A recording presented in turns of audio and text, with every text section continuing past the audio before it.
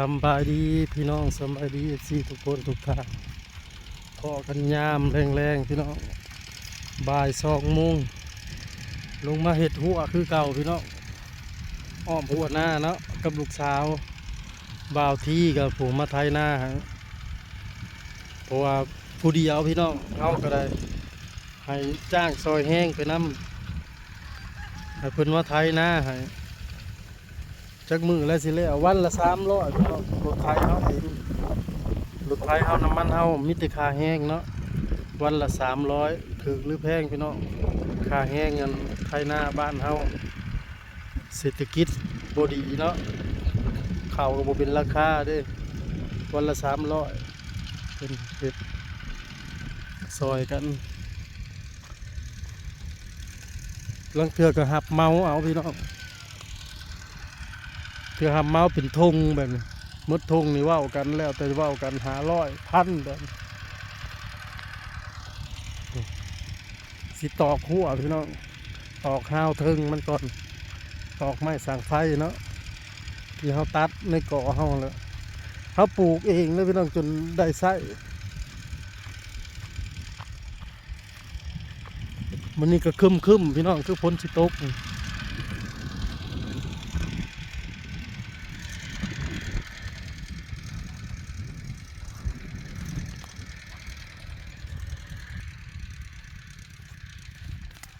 หาโทรศัพท์เลยสวัสดีปลาลุงเนี่ย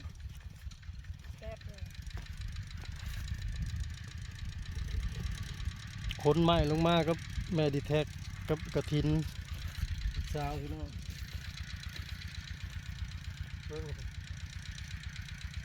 สบายดีพี่น้องเด็ดเลยจะไม่มาไทยเรื่องหลักเชียร์ค่ะมันสิตั้งใจมันแหล่ลงปุ๋ยมันเลยได้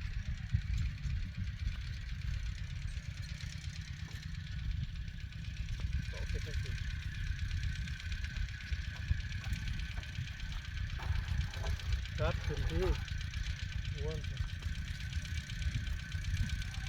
ช่วงพูดว่าเอาตะปูมาอีกค่ะติดต่อเพราะมันตะปูมาเอาผ้าเอาขอดมาที่มือจะพอเป็นนังมันจังสิอีกนะนี่ไปดิทำระบบเรื่องมาสิ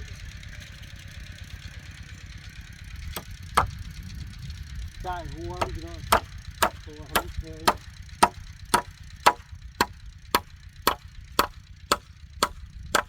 พอแล้วเวลามันสิถอดออกไม่ได้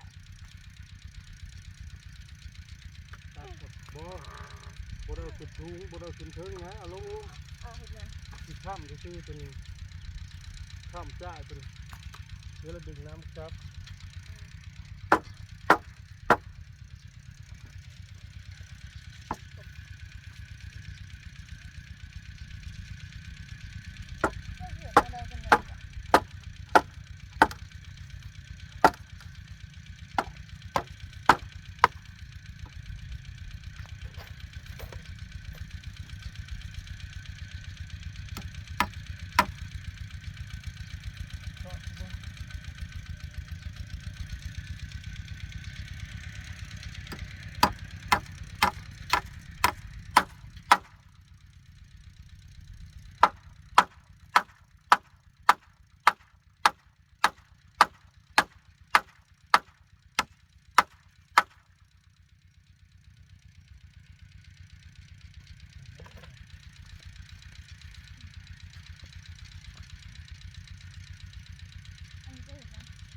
เพิ่ง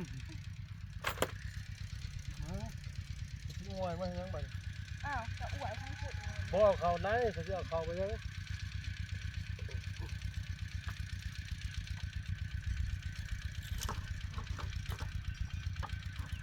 สูงโคตรเอาซ้ำของเขานี่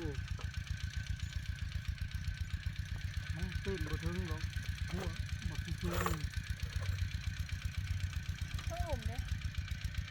นี่ก็ใส่น้ำครับเด้หูลงมาละ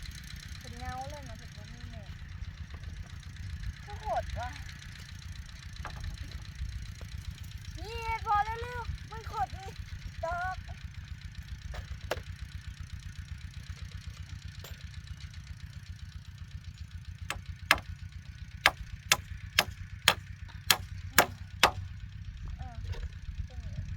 ตามซึ่งมัน ซึ่งเดี๋ยวนี้ คือบ่ถึงนี่นะ ซึ่งหัวถึงอะไรหน่อยนะ ครั คะ บโอเค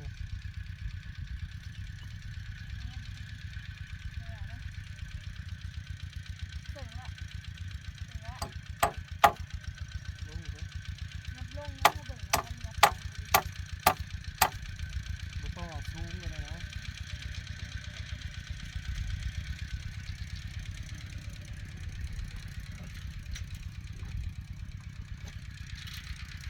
สูงโพดนะ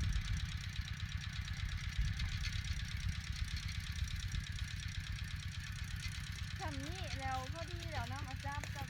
จะเอาใส่ในนี้ฮะเขายังใส่สี ก็ใส่ทีนำของเขานี่นะมันอยู่ในสเตนหน้างัวบ่ถึงหรอกเอามาเอาขึ้นมา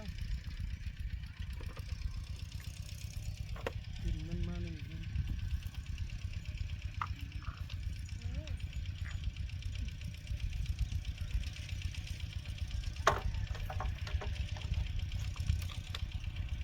ครับนะ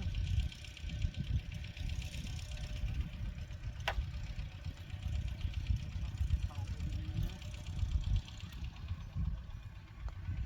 ข่าวเด้อ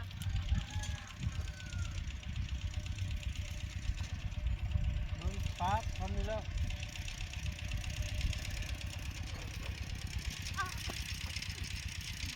โอเคแอนไลฟ์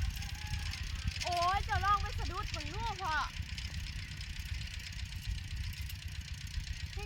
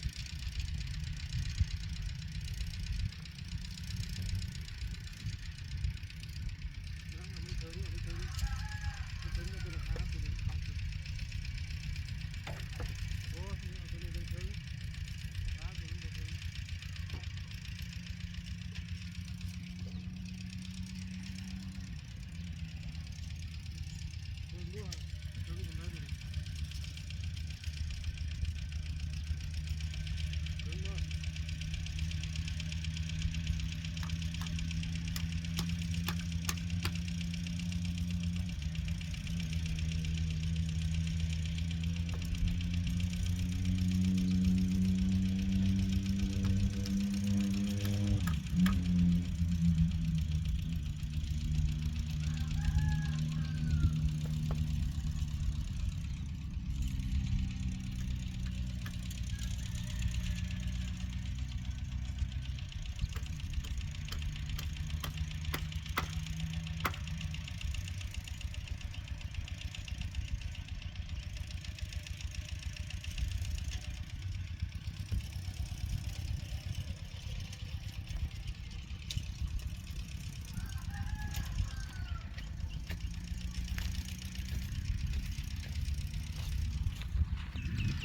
บรรยากาศครึ้ม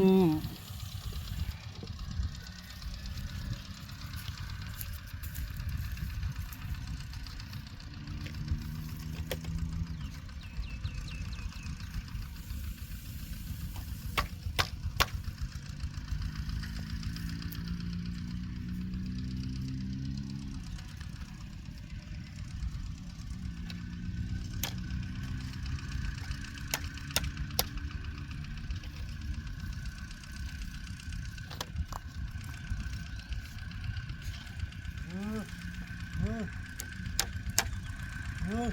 เฮ้ย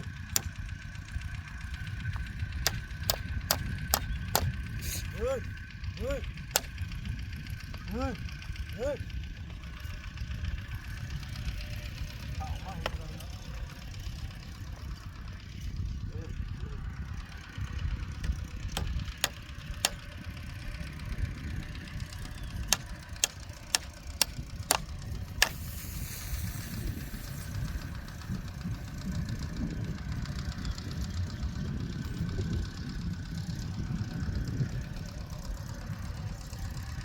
บริเฮ็ดสูงพี่น้องเนาะ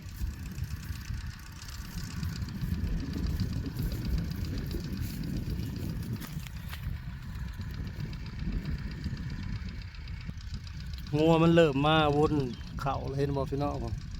ลูกสาวไปไล่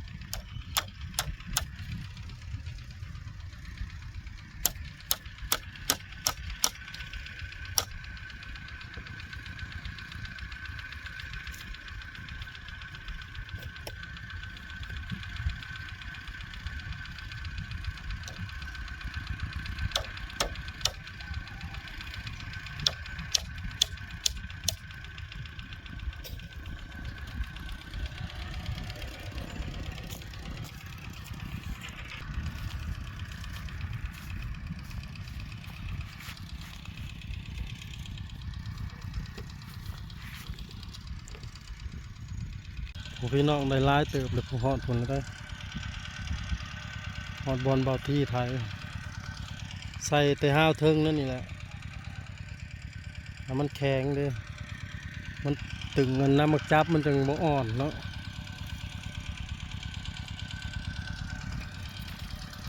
คนกุ้มก้อนขี้ไทยก็เลย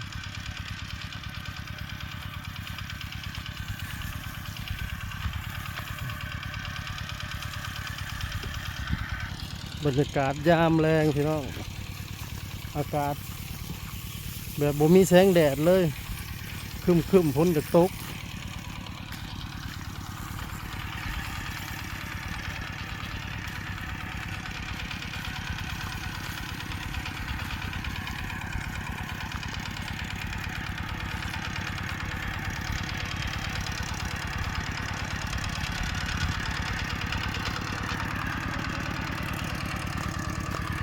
ใช้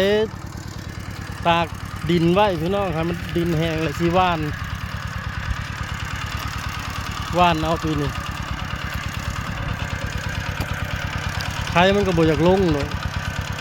มันแข็งแห้ง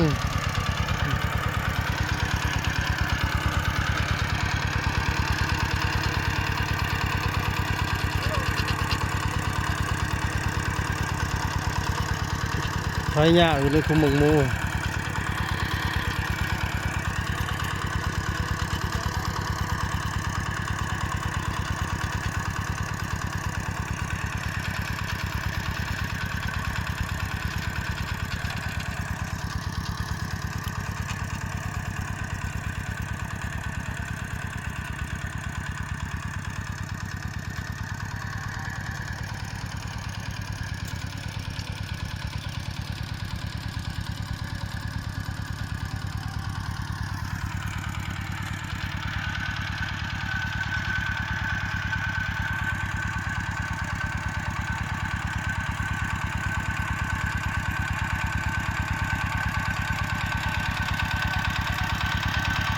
ซื้อใบไทยมาใส่ใหม่เพิ่นเอาบ่ใส่พี่น้องใบเก่านี่มันอ่อนแห้ง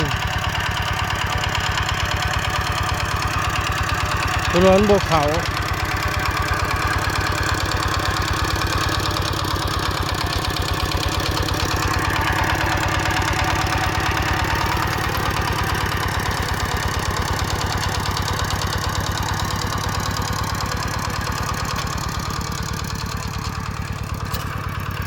คลิปภาพไว้เพียงเท่านี้พี่น้อง